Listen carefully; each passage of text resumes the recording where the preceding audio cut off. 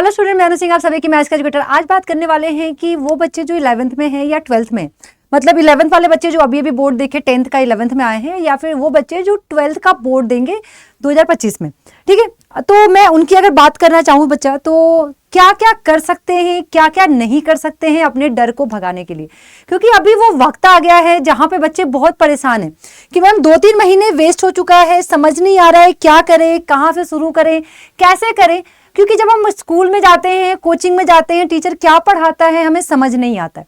तो सबसे पहले तुम लोग अपने दिमाग में ये रख लो कि तुम्हें अपना जो इमेजिनेशन पावर है बच्चा, जो तुमने दुनिया भर में दौड़ा रखी है, ताजमहल दिख रहा होगा घर में बैठे बैठे बैठे, पिज्जा दिख रहा होगा तुमने घर में बैठे बैठे, बर्गर दिख रहा होगा, ठीक है, कोई और दिख रही होगी, दिख रहा होगा। तो वो जो इमेजिनेशन पावर जो तुमने दुनिया भर में फैला रखा है, अब टाइम आ गया है कि तुम उसको अपने पास लेकर आओ, अपने बुक्स के अराउंड दौड़ाओ, अपने सिलेबस में दौड़ाओ, अपने कॉन्सेप्ट में दौड़ाओ कि हाँ अब तुम्हें कॉन्सेप्ट दिखना चाहिए, तुम्हें अपना सिलेबस दिखना चाहिए। मैथ्स है तो मैथ्स के सारे फॉर्मूले दिखने चाहिए। ठीक है, तो सब समझ नहीं आता क्या करें, कोई बात नहीं, हम आपके लिए ही है यहाँ पे कि आपको समझा सके कि कैसे करना है, क्या करना है। कई बार ऐसा होता है कि हम बस चल रहे होते हैं, रास्ता कौन सा है और उस रास्ते पे मंजिल मिलेगी कि नहीं मिलेगी हमें मालूम नहीं होता है। तो ये डिसाइड आपको करना है कि जब आप चल रहे हैं तो वो रास्ता सही है या नहीं सही है। अगर लगता है कि रास्ता गलत है तो टाइम है रास्ता चेंज करने का। चेंज करो, सही गाइडेंस, सही गाइडिंग पकड़ो और रास्ते पे चलना शुरू करो, नए रास्ते बनाओ। ठीक है, हमेशा याद रखना बच्चा, अगर एक रास्ता बंद होता है या खराब हो जाता है तो यू हैव टू चॉइस कि आप अपना एक नया रास्ता बना पाए। तो आपको क्या करना है, क्या नहीं करना है क्लास 11-12 में। सबसे पहली बात जो नहीं करना है, सिलेबस को 11th 12th की तरह 9-10th की तरह नहीं समझना है। सिलेबस को 11-12 की तरह समझेंगे और ये समझेंगे कि 9 और 10th जो था वो इतना सा था, 11-12 अब कहीं इतना ज्यादा हो गया हमारे पास।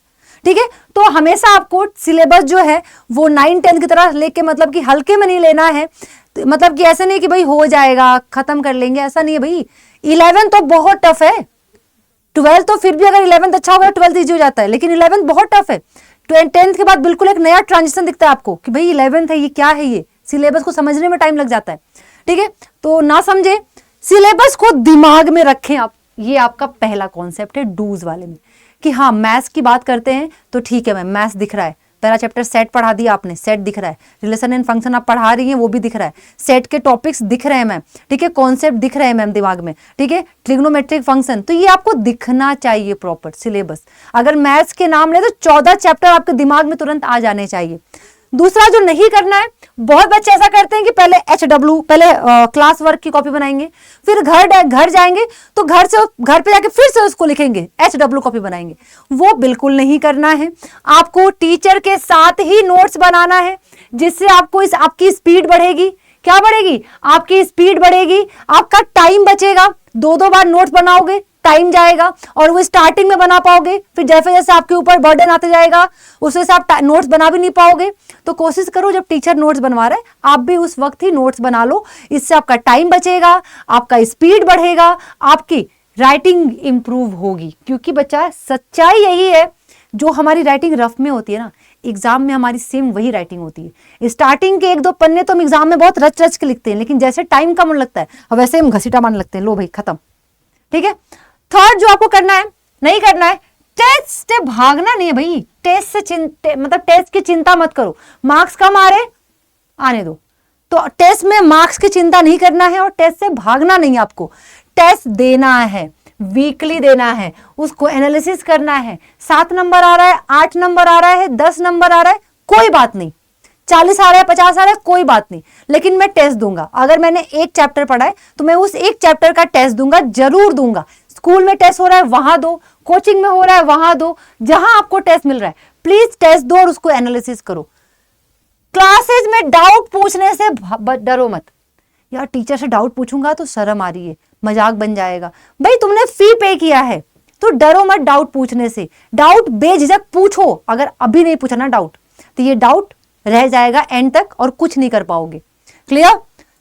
अपने डाउट टीचर से पूछो, बेझिझक होके पूछो, वो तुम्हारे टीचर हैं, तुम्हें बताने के लिए ही है वहां पे। पूछो उनसे डाउट। नेक्स्ट जो आपको नहीं करना है, क्लास में पीछे मत रहो। पीछे मत रहो का मतलब ये नहीं कि क्लास में पीछे मत बैठो। पीछे ना रहने का मतलब है क्या कि क्लास के साथ चलो, बैकलॉग को टाइम निकालकर पूरा करो। मतलब कि मान लो आज तुम, ऐसा मान लेते हैं आज कि आज वेडनेसडे है और तुम किसी वजह से क्लास नहीं ले पाए। अब तुम थर्सडे को क्लास पहुंचे, तो जब तुम थर्सडे को क्लास पहुंचे ना, तो तुम उस दिन थर्सडे वाला पढ़ाई करो क्लास में बैठ के। अब ये नहीं कि पहले वेडनेसडे वाला कंप्लीट करूंगा, उसके बाद थर्सडे की क्लास करूंगा, फिर थर्सडे का छूट जाएगा, फिर फ्राइडे का भी छूटेगा, तो करते करते बैकलॉग्स बहुत सारे हो जाएंगे। जो हमारा आज का जो छूट गया ना वेडनेसडे वाला, उसको मैं टाइम निकाल के रात में आधे आधे घंटे 15-15 मिनट में मैं कंप्लीट कर लूंगा। यही करना है आपको, टाइम निकाल के उसे कंप्लीट करो। लेकिन क्लास में टाइम पे क्लास के साथ चलो। आज अगर मैम जो पढ़ा रही हूं मैं आज वही पढ़ूंगा, कल वाला मैं बाद में कवर कर लूंगा, वरना पीछे रह जाओगे। क्लियर? उसके बाद इधर उधर भटको मत। मतलब क्या? अपने टीचर पे भरोसा करो। जिस टीचर से पढ़ना शुरू किया है उससे पढ़ो, उस पे भरोसा करो, उस पे ट्रस्ट करो। वो जिस रास्ते पे चला रहा है वो देखो। आपके पास वक्त है, आप टीचर्स, आप सोचो, टीचर्स चूज करना आपके हाथ में है। आपको अपना बेहतर बेस्ट टीचर चूज करना है जो आपको आपके मंजिल तक पहुंचाए। लेकिन एक बार चूज कर लिया ना तो भरोसा करो। ये नहीं कि आज इनसे पढ़ लिया, कल उनसे पढ़ूंगा, परसों उनसे पढ़ूंगा, टाइम बीत जाएगा, खत्म, टाटा बाय बाय हो जाएगा। फिर समझ में आ रहा है? अब जो है इतना कुछ करने के बाद जो है बच्चा, बस टाइम जो है इतना कुछ कर लिया आपने, ये आपको अपने क्लास ड्यूरिंग द क्लास करना है। उसके बाद क्या करना है आपको? अपने क्लास नोट्स पे भरोसा रखना है। ठीक है, क्लास नोट्स पे भरोसा रखना है। डीपीपी जो आपको मिलेगी उस पे भरोसा रखना है। उसके बाद आप लोगों को एनसीईआरटी जो है वो सॉल्व करना है, उसके एग्जाम्पल, उसके एक्सरसाइज, उसके मिसलेनियस क्वेश्चंस। ठीक है, एनसीईआरटी एग्जाम्पलर सॉल्व कर लो। पीवाईक्यूज जो है वो आप 10 साल के सॉल्व कर लो। सैंपल पेपर हो गया भाई कंप्लीट।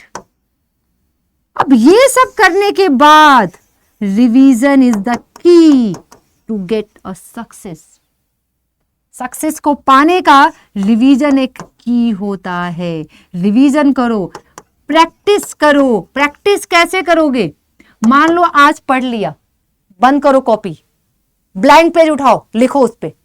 प्रैक्टिस ऐसे करना है बस। और अब हम आपकी क्लासेस कॉमर्स अड्डा पे ले ही रहे हैं, तो जुड़ना ना भूलिए डेली शाम को 4 बजे मैथ्स की क्लास के लिए। और बाकी सारी क्लासेस भी आपकी चल रही हैं पैरेलली। अगर आप चेक करोगे बच्चा तो आपकी जो क्लासेस हैं बाकी सारी भी पैरेलली चल रही है। ठीक है, चाहे बीएसटी की हो जाए, बिजनेस स्टडी की हो जाए, या इंग्लिश की हो जाए, या इकोनॉमिक्स की हो जाए, या फिर अकाउंटेंसी की हो जाए, अकाउंट की हो जाए, सारी क्लासेस चल रही हैं आपकी। Thank you so much. अपना ख्याल रखो और खुद पे भरोसा रखो।